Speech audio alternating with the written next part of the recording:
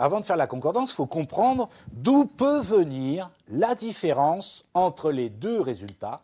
Le résultat donc de la comptabilité analytique et le résultat de la compta géné. Quelle est la première raison qui peut expliquer la différence entre les deux résultats? Eh bien, on en a déjà, je l'ai déjà évoqué, c'est que certaines charges et certains produits de la comptabilité générale ne sont pas pris en compte du tout en comptabilité analytique.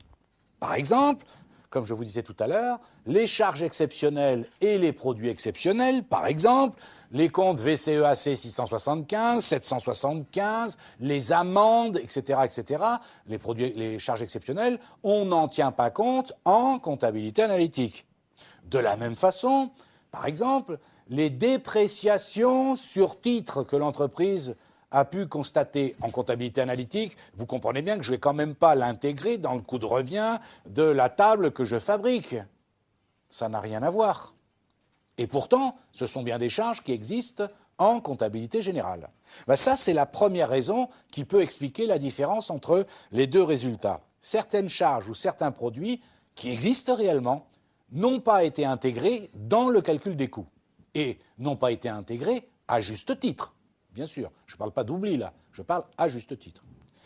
La deuxième raison qui peut expliquer cette différence entre les deux résultats, ça peut vous surprendre, mais en compta général, on peut avoir des charges et les prendre en compte en comptabilité analytique, mais pour un montant différent de ce qu'elles existent en comptabilité générale.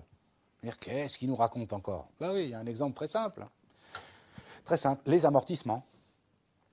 En comptabilité générale, vous avez le droit, dans certains cas, mais assez fréquents quand même, de faire, rappelez-vous, des amortissements dérogatoires. Ne serait-ce que parce que vous avez décidé, et comme vous en avez le droit, d'amortir en dégressif. Est-ce que vous me suivez? Parce que ça, c'est une autorisation d'ordre fiscal. Vous vous souvenez, 681 amortissement comptable, 687 ou 787 amortissement dérogatoire. Le problème, c'est qu'en comptabilité analytique, vous pouvez décider de n'intégrer dans le calcul des coûts que les amortissements économiquement justifiés, c'est-à-dire que les amortissements comptables et pas les amortissements fiscaux. Du coup, il peut apparaître, évidemment, une différence de ce fait, bien entendu. Troisième raison qui est la plus, j'allais dire complexe, en tout cas subtile, qui va vous étonner.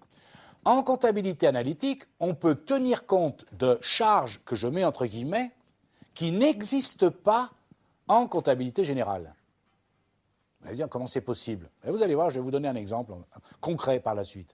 Eh bien, ces charges que l'on intègre en comptabilité analytique et qui n'existent pas en comptabilité générale. Alors pourquoi elles n'existent pas? On va prendre des exemples. Parce que c'est interdit en comptabilité générale de les considérer comme des charges.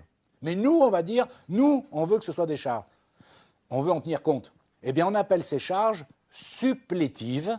Entendez supplétives comme supplément. Donc ce sont des charges que l'on va intégrer dans nos calculs successifs de coût d'achat, de coût de revient, coût de production, tout ce que vous voulez, certaines charges qui n'existent pas en comptabilité générale.